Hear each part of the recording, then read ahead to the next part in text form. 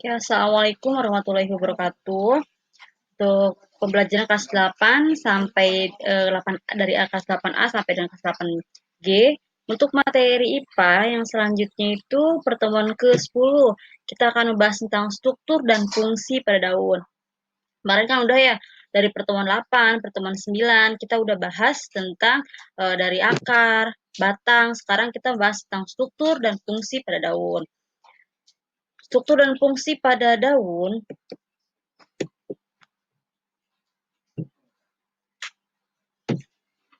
Nah, daun. Daun itu udah umum ya, tahu banyak jenisnya, banyak ragamnya, tergantung dari tanaman apa, apakah tanaman dikotil ataupun tanaman yang monokotil. Udah kita bahas kemarin kan. Oke, yang daun itu adalah bagian tumbuhan yang umumnya memiliki karakteristik datar, hijau, terletak di bagian batang. Pertumbuhan daun itu akan berhenti saat mencapai ukuran maksimalnya. Daun itu terdiri dari tangkai daun yang ini nih ya. Nih, ini terdiri dari tangkai daun, tulang daun itu yang bagian panjang, yang bagian tengah. Ini disebut dengan tulang daun. Kalau urat daun, bagian pinggirnya, ini disebut dengan urat daun. Helaian daun itu biasanya di bagian bawah, ini disebut dengan helaian daun. Ini bagian-bagian dari daun ataupun bagian luar dari daun. Terus lanjut, struktur dan daun pada tumbuhan. Nah, struktur daun pada tumbuhan itu sama adanya epidermis. Epidermis pada daun itu ada bagian atas ataupun di bagian bawah. Jadi epidermis pada daun itu ada dua bagian. Nah, beda ya kalau misalkan akar ataupun batang, epidermisnya satu kan di bagian luar ataupun lapisan terluar. Sedangkan kalau bagian pada daun itu lapisan epidermisnya itu ada dua, yaitu di bagian atas dan di bagian epidermis bawah. Terus yang kedua itu ada jaringan mesofil. Kalau yang jaringan mesofil ini kan terbagi menjadi dua jaringannya. Yang pertama ada jaringan palisade, yang kedua itu ada jaringan spon.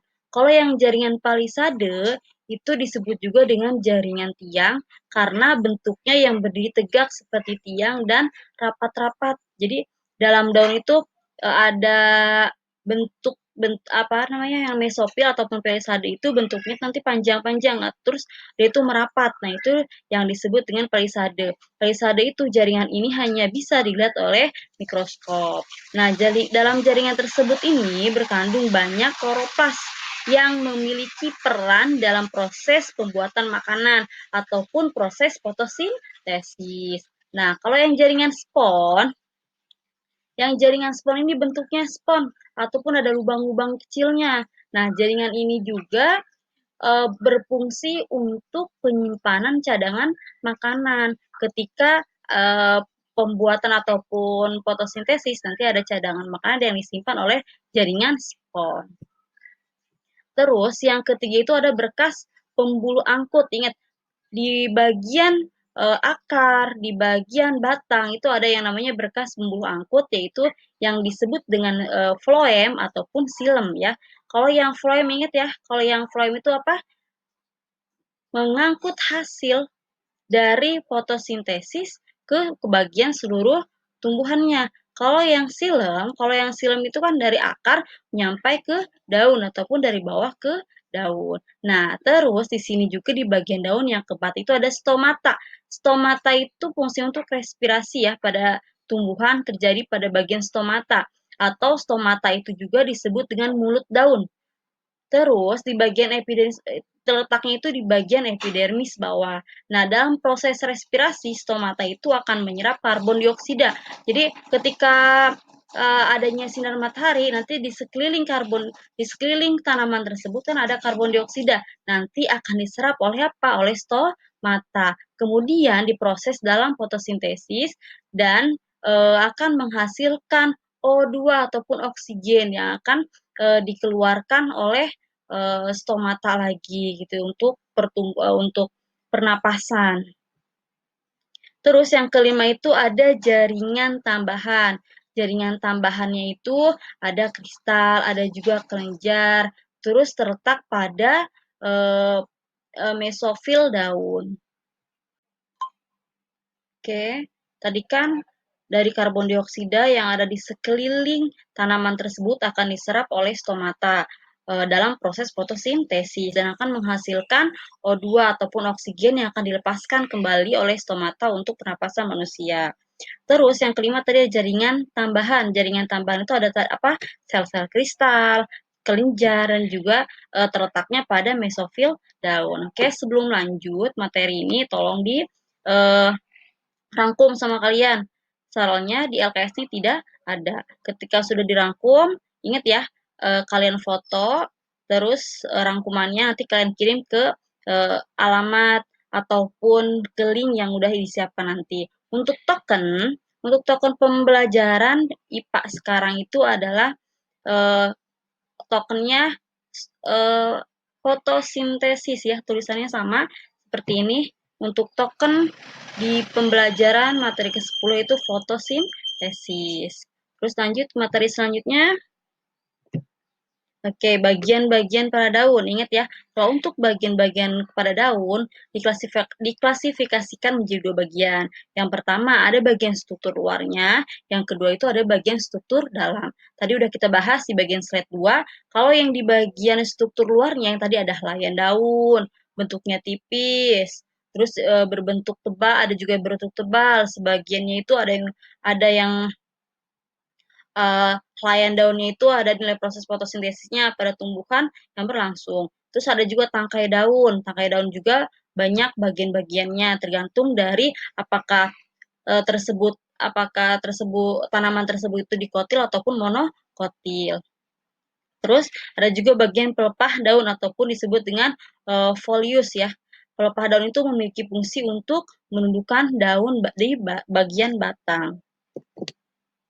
Nah, kalau yang bagian berdasarkan struktur dalamnya sama, ada bagian epidermis tadi, epidermis kan ada dua, ada bagian atas, adapun di bagian bawah. Terus ada juga jaringan mesofil, ingat jaringan mesofil dibagi menjadi dua. Terus ada juga berkas sumbu angkut juga ada dua, itu tolong diingat. Nanti jangan lupa ditulis. Lanjut, nah ini yang paling terpenting nih. Fungsi daun pada tumbuhan. Yang pertama, fungsi daun pada tumbuhan itu untuk apa? Yang pertama itu untuk proses fotosintesis. Nah, di sini ya, Ibu jelasin untuk proses fotosintesis itu apa sih? Yaitu proses untuk memproduksi makanan yang dilakukan oleh tumbuhan untuk mendapatkan energi dengan cara mengelola zat karbon dioksida atau CO2 melalui stomata dan air dengan bantuan cahaya matahari yang nantinya akan menghasilkan oksigen dan juga menghasilkan glukosa. Nah, gini. Di sini lihat ya, di sini ada gambar matahari. Nah, ketika ada gambar matahari ataupun ada matahari nih yang menyinari ini daun-daun ini nih. Nah, di sekeliling daun ini kan terdapat karbon dioksida atau CO2 nih.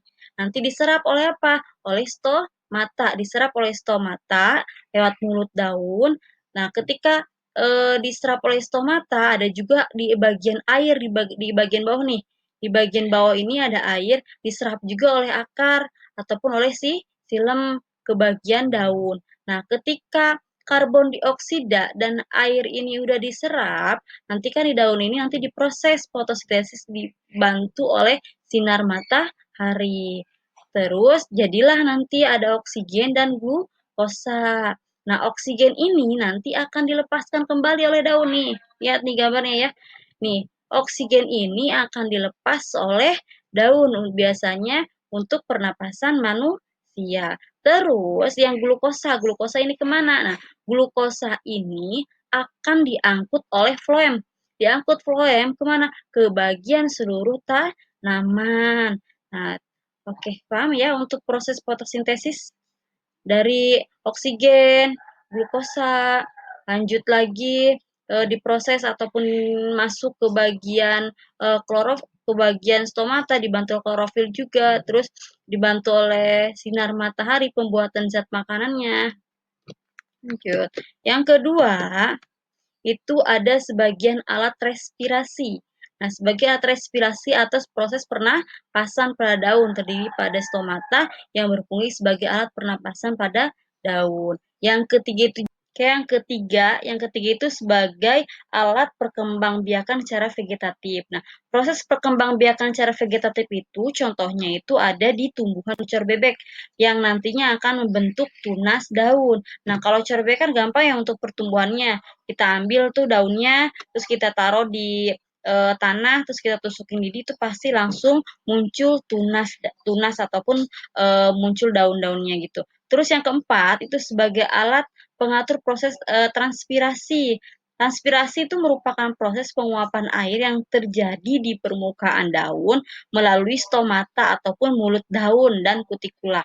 Terus kalau kutikula itu ada juga di bagian atas, permukaan bawah daun, di bagian bawah juga ada. Terus untuk apa sih fungsinya? Yaitu untuk mengurangi proses penguapan.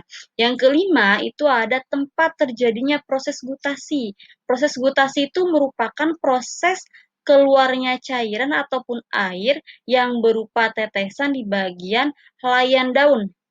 Jadi ketika pagi itu ya, kalau misalkan pagi nih ada kayak embun-embun gitu, nah itu sebagai proses gutasi di bagian helaian daunnya. Oke, untuk pertemuan ke-10 ada token, ada tugas, itu di link sudah Ibu bilang ya, tokennya di bagian tengah-tengah materi ini ada. Silahkan simak baik-baik video ini. Terus jangan lupa juga dirangkum, nanti kalian foto, nanti kirim di link. Linknya nanti akan Ibu siapkan. Oke, terima kasih. Assalamualaikum warahmatullahi wabarakatuh.